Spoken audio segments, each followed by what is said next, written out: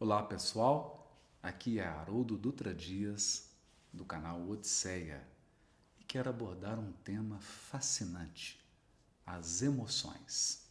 Vamos começar então pela história. A história das pesquisas a respeito deste tema.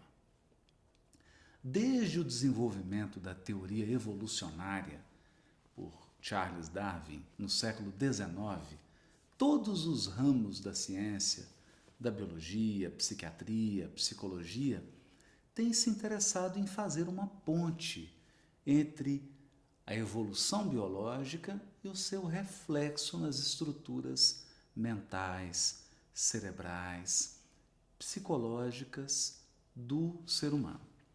Seguindo então essa linha de conexão, na década de 60, um professor norte-americano, Robert Plutchik, elaborou uma sofisticada teoria a respeito das emoções. Ela é conhecida como teoria psicoevolucionária integrativa das emoções. Eu sei, o tema é grande e é um nome assim bastante complicado, mas a ideia é genialmente simples. Ela parte do pressuposto de que todos os organismos vivos que possuem um grau de consciência, um grau de ação refletida, eles possuem um sistema de funcionamento automático, um automatismo que são as emoções. E essas emoções, nessa teoria, teriam se desenvolvido ao longo do processo biológico como formas de sobrevivência e como ganho de algum tipo de diferencial na seleção natural. Em resumo, as emoções estariam a serviço do processo de seleção natural e de evolução das espécies. Por isso, são respostas cerebrais muito rápidas, automáticas, sedimentadas ao longo de milênios e, portanto, extremamente eficientes e extremamente eficazes. O interessante da teoria do Plutchik, e aqui eu começo a falar então da estrutura dessa teoria do Robert Plutchik, é que ele partiu de uma analogia bem singela, mas muito interessante.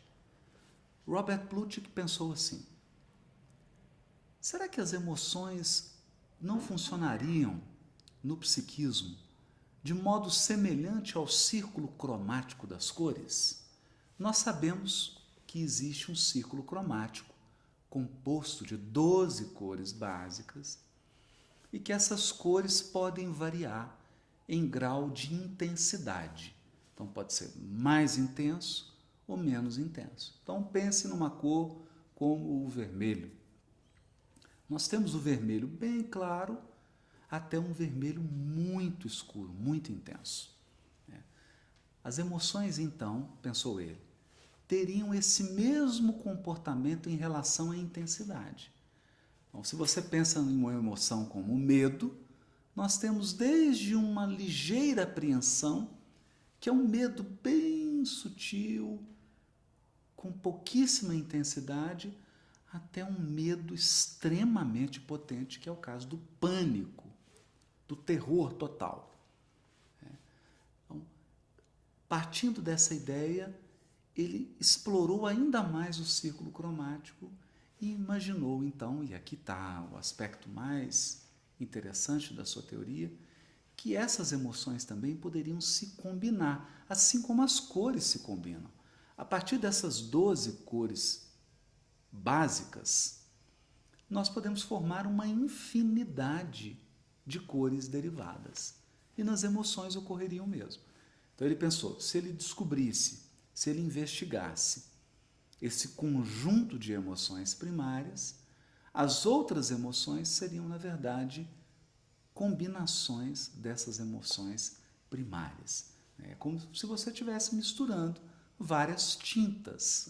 Então você pode pegar um vermelho muito intenso, misturar com um verde bem fraco, ou um verde muito intenso, com um vermelho de intensidade média, e aí você usa a imaginação e pode chegar ao resultado que os pesquisadores apontam quando se trata de emoção. Dizem eles que nós, seres humanos, somos capazes de expressar em torno de 42 mil emoções, que na verdade são combinações dessas emoções primárias.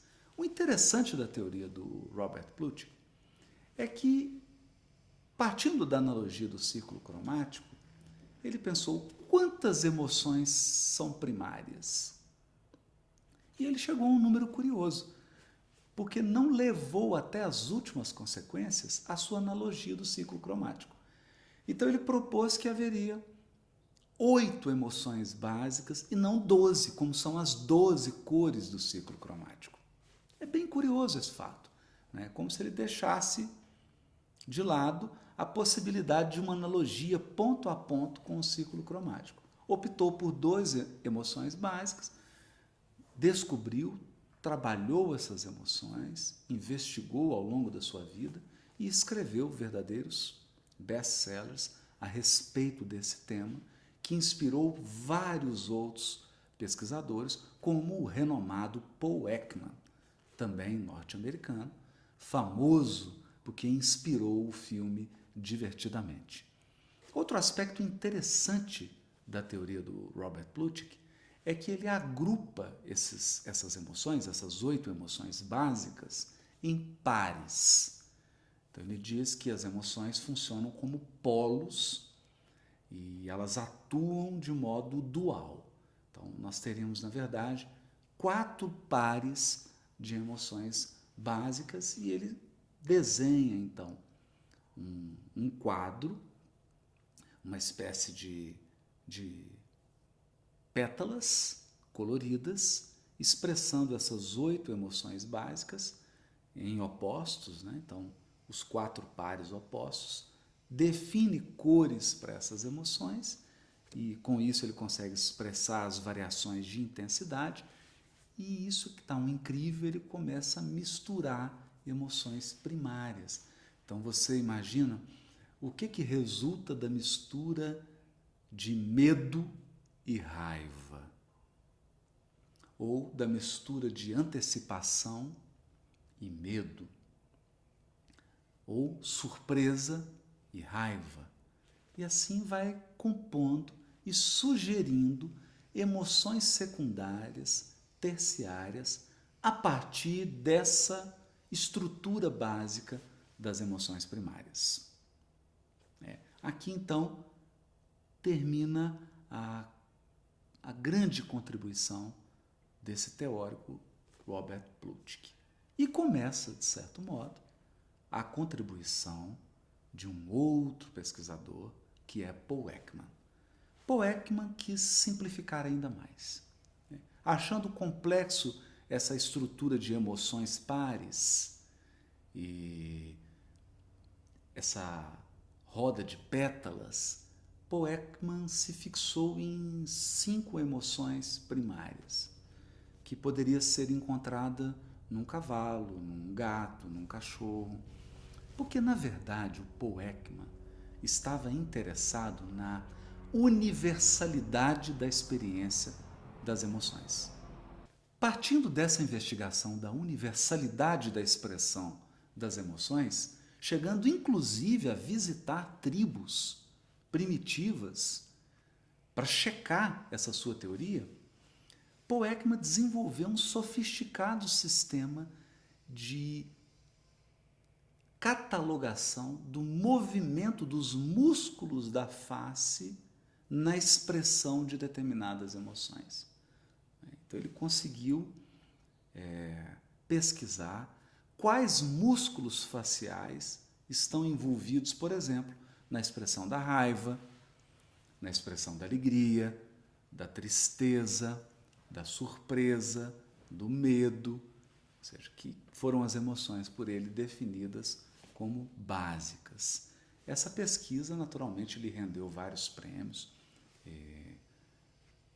Depois, o trabalho desenvolvido por Paul Ekman foi levado a cabo principalmente por pesquisadores em Portugal, que chegaram a elaborar um sofisticado código dos músculos da face, dos movimentos desses músculos, que culminaram num aparelho sofisticado que é o detector de mentiras. Pois bem, deixemos de lado o detector de mentiras e toda a avaliação de dados vinculadas a esse aparelho. O que nos interessa aqui é essa investigação sobre as emoções e por isso o trabalho de Robert Plutchik e Paul Ekman são de importância primordial para a nossa investigação. Paralelo ao esforço desses dois grandes pesquisadores, nós tivemos ao longo do século XX um avanço da neurociência. Mais e mais médicos, neurocientistas investigaram a estrutura cerebral, pesquisaram in loco, com o avanço da medicina, dos aparelhos da medicina, puderam examinar o cérebro no seu funcionamento normal e chegaram a conclusões extraordinárias. E esse encontro de neurociência com essas teorias psicoevolucionárias das emoções desenvolvidas por Plutchik e Ekman, nós temos aí uma grande proposta de compreensão das emoções humanas. O que trouxe de novo a neurociência? A neurociência nos permitiu compreender que as emoções fazem parte de um funcionamento do nosso cérebro mais primitivo. Então, ao longo da evolução, a estrutura cerebral foi ganhando equipamentos, implementos que fazem com que uma espécie seja mais avançada, mais dotada de recursos do que outra, até chegarmos ao surgimento do Homo sapiens, que é a espécie humana. Então, nós percebemos que ao longo desse processo evolutivo, quanto maior o grau de consciência, quanto maior o grau de atividade psíquica, mais complexo é o aparelho cerebral, mais recursos, mais estrutura esse cérebro tem. Mas nessa jornada evolutiva biológica, o cérebro primitivo, aquele que funciona no automático, portanto, são estruturas cerebrais altamente velozes, muito velozes, porque estão baseadas no automatismo. Essa estrutura cerebral recebeu o nome de sistema límbico, ou, mais recentemente, sistema das emoções. As emoções, então, passaram a ser vistas pela neurociência como um funcionamento muito antigo, automatizado do cérebro humano, fundamentado em um longo percurso evolutivo biológico, que fornece, em questões de milésimos de segundo, reações automáticas pré-determinadas àquele organismo, de modo que ele possa sobreviver, reproduzir-se e proteger-se. Então, essas são as funções das emoções do sistema límbico desse cérebro rápido e automatizado que nós temos. Ao lado desse sistema límbico, ou desse sistema das emoções, nós temos uma outra estrutura cerebral que funciona de modo lento, bem devagar, bem lenta mesmo, que é o nosso pré-frontal, aliado ao córtex, que são estruturas que dizem respeito ao pensamento analítico, ao pensamento abstrato, que nos capacitam a desenvolver atividades muito complexas, atividades que um animal não é capaz de realizar. Mas essas atividades requerem um grau de concentração, um grau de utilização do equipamento mental que o sistema límbico não requer. Então é como se nós estivéssemos aí, e tem até um livro de um neurocientista que se chama exatamente isso, Rápido e Devagar, em que ele compara essas duas estruturas. O sistema das emoções, ou o sistema límbico, que funciona extremamente rápido, porque é automatizado, e o sistema lento, que é o da reflexão, do pensamento analítico. A que conclusão nós chegamos com isso? Chegamos à conclusão de que as emoções, ou a expressão das emoções, não é uma característica de pessoas que são emotivas. Todos os seres humanos expressam e funcionam no nível básico das emoções. Isso não é privilégio de essa ou aquela pessoa que tenha um temperamento mais emotivo. O fato de você ter um temperamento mais ou menos emotivo diz respeito à maneira como você lida com as emoções, mas não ao fato de você ter ou não ter emoções. É impossível pertencer à espécie humana sem experimentar emoções.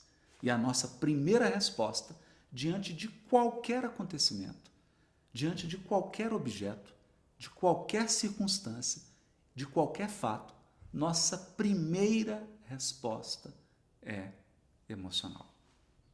E é sobre isso que a gente gostaria de falar agora. Sobre as respostas automáticas do nosso psiquismo. Imagine que você esteja atravessando a rua e você não se deu conta, mas um pequeno cachorro se desprendeu da coleira que o seu dono estava segurando, porque estava levando ele para passear, e ele viu você atravessando a rua e foi na sua direção, veio por trás, mas antes dele morder o seu calcanhar, ele deu um latido. O que acontece? Bom, você ouviu aquele latido, então você parou para pensar, falou, deixa eu catalogar, esse latido me parece mais agudo, parece ser o latido de um poodle, ele está vindo por trás de mim, então eu acho que possivelmente ele está querendo me morder, deixa eu pensar aqui qual a reação que eu vou ter. Bom, eu acho que eu vou afastar o meu pé para que ele não morda meu calcanhar. É assim que funciona? Não. Não. Não importa o seu grau de escolaridade, não importa o quão inteligente você é, não importa quantos idiomas você fale, não importa quantos livros você leu, em milésimos de segundos, após ouvir o latido desse cachorro, a sua corrente sanguínea é inundada de adrenalina, o seu cérebro tem uma resposta automática, você sai correndo ou você vira para enfrentar, você tem algum tipo de reação e talvez meio minuto, 1 minuto depois você vai pensar na reação que teve. Que bom que é assim.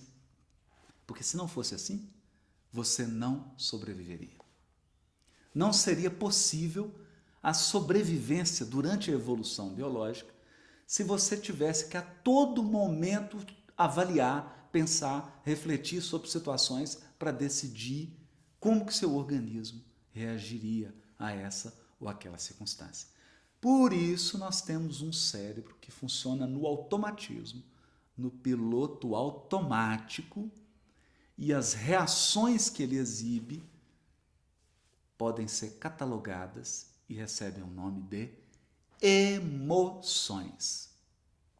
Então agora nós vamos trabalhar o conceito das emoções. Quando nós falamos de conceito das emoções, nós não estamos querendo fazer um conceito poético das emoções, ou um conceito subjetivo das emoções. A tristeza é quando eu fico com vontade de chorar. Tristeza é quando eu vejo um céu cinzento. Não se trata dessa sua memória subjetiva dessa história que você construiu ao experimentar repetidamente uma determinada emoção. Isso é a sua história psíquica. Essas são as experiências que você viveu e como você interpreta, como você lida com essas experiências. A emoção, na verdade, é uma resposta inconsciente, automática do seu cérebro primitivo a um estímulo externo. E por que eu estou definindo assim de forma bem fria as emoções? Porque as emoções envolvem uma série de questões fisiológicas. Quando o seu psiquismo expressa o medo, simultaneamente, substâncias químicas foram produzidas e colocadas na sua corrente sanguínea. Os seus músculos se prepararam para lutar ou para fugir. Toda a sua fisiologia se alterou, sem que você se desse conta dessas alterações. Então você não tem consciência de que a adrenalina foi liberada na sua corrente sanguínea.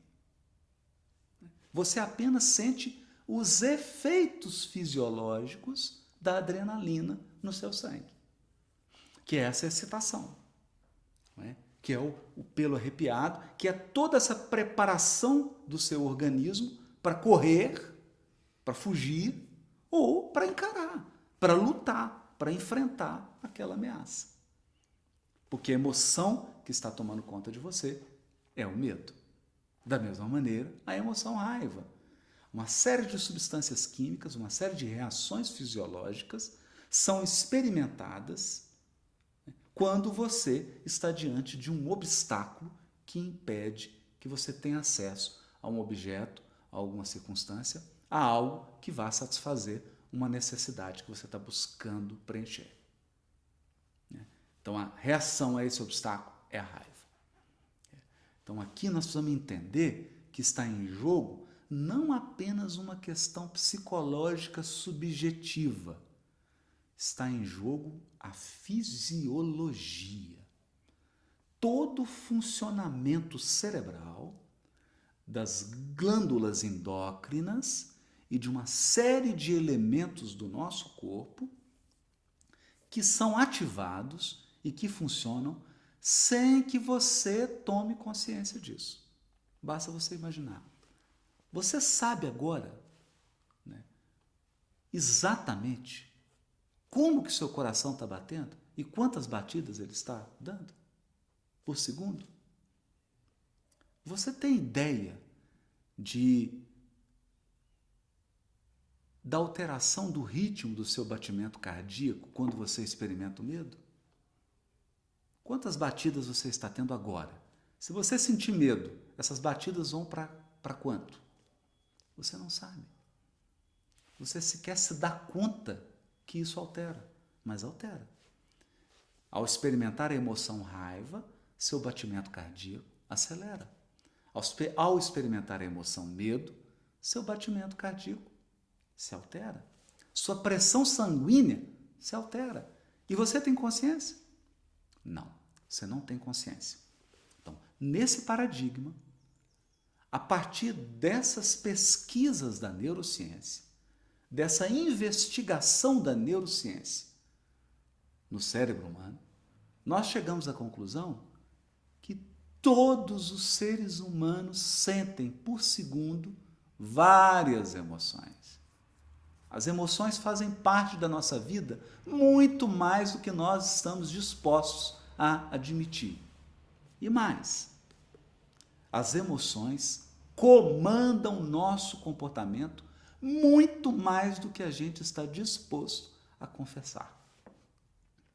Principalmente se você é uma pessoa que reprime as emoções, que não lida bem com elas e acha e acredita que é alguém racional, lógico, que só toma decisões baseadas no seu intelecto, na sua racionalidade? Infelizmente, eu tenho uma notícia para você. Na verdade, você é comandado pelas emoções e por esse funcionamento automático do seu cérebro primitivo. Pois bem, eu espero que tenha ficado bem claro que as emoções fazem parte do cotidiano e do funcionamento cerebral de todos nós, seres humanos. Por esta razão, eu me interessei de um modo muito especial por esse tema. E aqui eu quero te contar uma contribuição ousada que eu me permiti fazer à teoria de Robert Plutchik. Lendo o material de Robert Plutchik, eu percebi que ele começou a partir de uma analogia. A analogia do círculo cromático. E a ideia de que as emoções possuem pares ou polos. É como se você fosse a uma festa junina e encontrasse ali aqueles casaizinhos dançando a quadrilha na festa junina. Os parezinhos. Foi assim que o Robert Plutchik pensou. Então nós teríamos emoções pares, que funcionariam como polos de reações.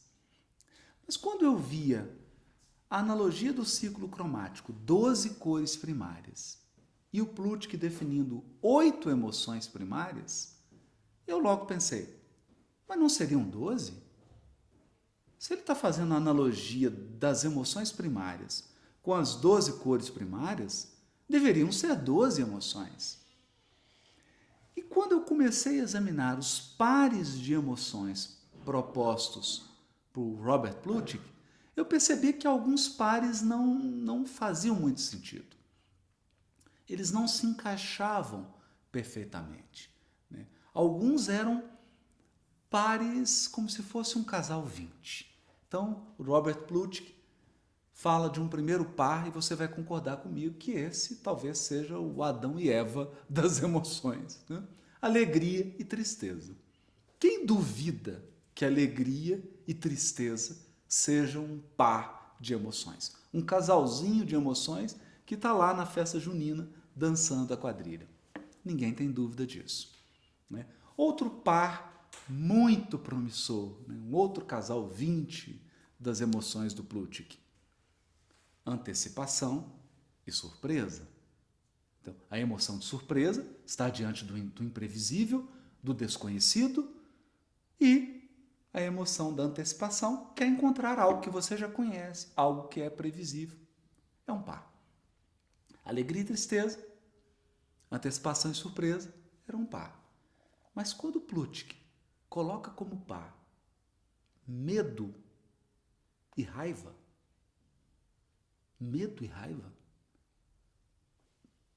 como que isso pode formar um casal? Tá meio estranho, né? Quer dizer, como que isso pode representar dois polos, raiva e medo? Então, um pouco incomodado com essa falha na belíssima e intrigante teoria do Plutchik, eu resolvi fazer uma modesta contribuição. E pensei, o problema é que estão faltando 4 emoções primárias. Se nós conseguirmos descobrir as 4 emoções primárias que estão faltando, nós vamos conseguir rearranjar e teremos 6 pares perfeitinhos. Casal 20. Almas gêmeas, um do outro. Como alegria e tristeza, como surpresa e antecipação. Se nós conseguirmos encontrar as outras 4 emoções, nós teremos as outras personagens que estão fazendo falta para que tenhamos os 6 pares de emoções ou as 12 emoções primárias, como as 12 cores do círculo cromático. Pois bem, partindo dessa ideia, e depois de ler muito material da neurociência, do Paul Ekman, do Robert Plutchik e vários autores que se debruçaram na investigação das emoções humanas, nós elaboramos então esse quadro de 6 pares de emoções básicas que interagem, que formam polos e que respondem por essas respostas automatizadas do nosso cérebro primário, garantindo a nossa segurança, a nossa integridade e a nossa sobrevivência. Foi assim que nasceu essa contribuição que nós expressamos, deixamos registrado no nosso livro A Bússola e o Leme.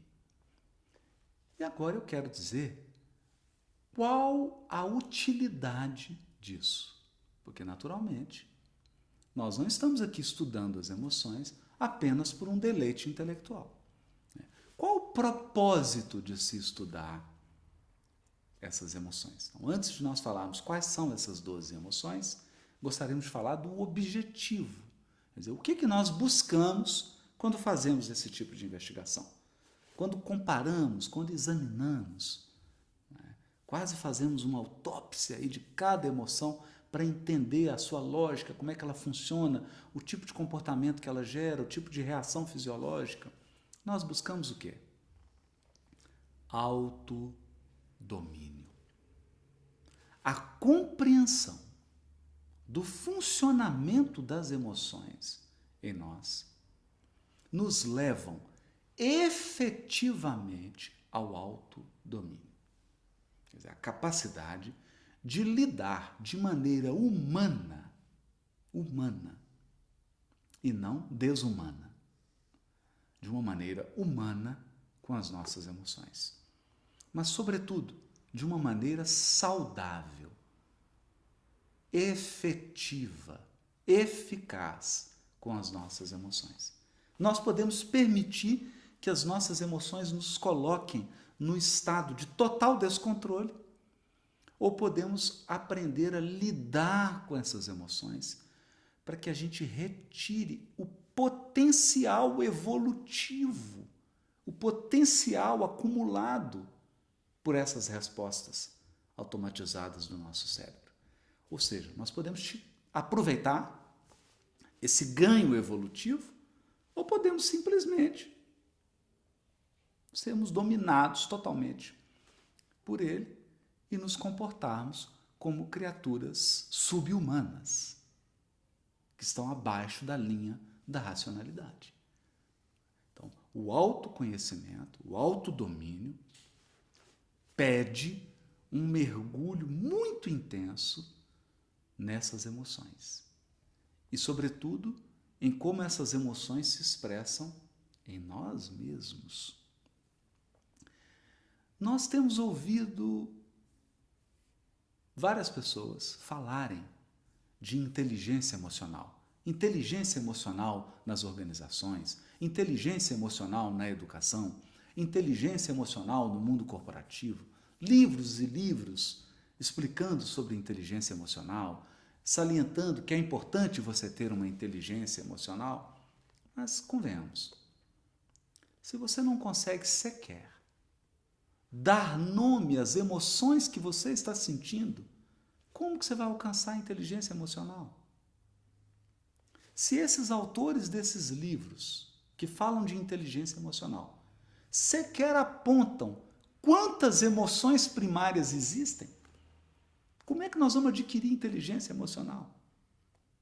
Como é que você incrementa a sua inteligência emocional? Inteligência aqui no sentido de que, se é uma estrutura automatizada, se é um cérebro primitivo que nós temos, ela é uma inteligência acumulada ao longo de milênios de evolução. Porque nós não nos tornaríamos Homo sapiens, nós não nos tornaríamos a espécie humana se não tivéssemos acumulado, se não tivéssemos agregado esse diferencial evolutivo, que são as emoções. As respostas automáticas emocionais. Então, é uma inteligência. É uma inteligência básica. Na verdade, é o alicerce de todas as outras inteligências. É a base sobre a qual o nosso psiquismo está fundamentado. Então, ao falar de inteligência emocional, eu preciso, no mínimo, entender quantas emoções primárias existem. Foi isso que nos levou a investigar a obra de Plutchik e a obra de Paul Ekman. Foi isso que nos levou a tentar descobrir quais as 4 emoções que estariam faltando nesse esquema, para que a gente montasse esse quadro de 12 emoções primárias.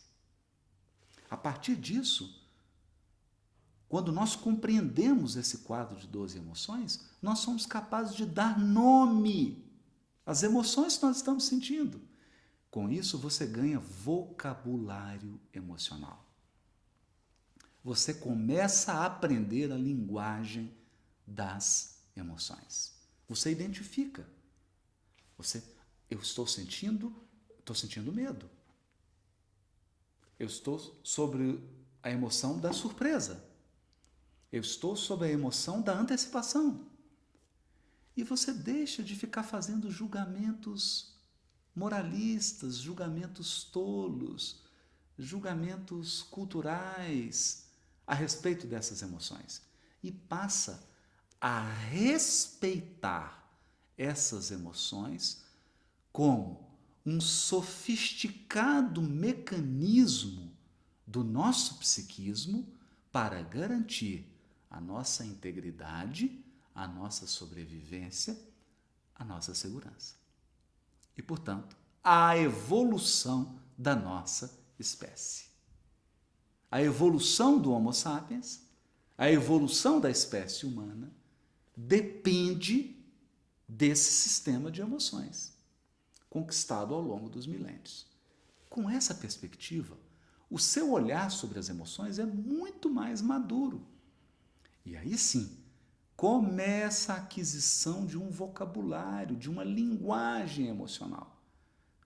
Você começa a se tornar mais inteligente emocionalmente, não porque leu um livro de inteligência emocional, um livro vago, cheio de frases de efeito, cheio de frases genéricas, mas que nada acrescentou de concreto ao seu conhecimento. Aqui não. Aqui você tem uma compreensão realmente clara das emoções, do seu modo de funcionamento e, mais impressionante, de como elas se combinam. Como essas emoções básicas se mesclam para gerar outras emoções secundárias. E à medida que você vai observando a mescla dessas emoções, seu vocabulário emocional vai ficando cada vez mais refinado, cada vez mais sofisticado. Isso sim, isso é inteligência emocional. Verdadeira, prática, objetiva, que realmente traz algum resultado prático para a sua vida. Esse é o sentido. Precisamos agora mencionar, pelo menos, quais seriam esses 6 pares de emoções primárias. Quais são esses 6 casais de emoções primárias, formando aí um círculo cromático de 12 emoções primárias. O primeiro casal é medo e confiança. Medo talvez seja uma das emoções que primeiro surgiu no psiquismo das espécies biológicas. Medo e confiança. Depois teríamos raiva e empatia. O terceiro casal, surpresa e antecipação. Quarto casal, tristeza e alegria. Quinto casal, reconhecimento e participação. E, por fim, o sexto e último casal, repulsa e atração, que está aqui colocado como último, mas que também está naquele quadro dos primeiros, porque até as bactérias, que são seres unicelulares, expressam algum tipo de repulsa, expelem determinadas substâncias, rejeitam determinadas substâncias e atraem outras, né? Repulsa e atração. Assim nós temos aí as 12 emoções primárias. Metaforicamente, é atribuída uma cor a cada uma dessas emoções. Elas formam então polos, esses pares de emoções formam polos, e a gente começa a entender qual a relação desses pares e como que esses pares se relacionam com outros. Quer dizer, quando esses pares se combinam com outros, que emoções secundárias eles geram? Que tipo de respostas emocionais?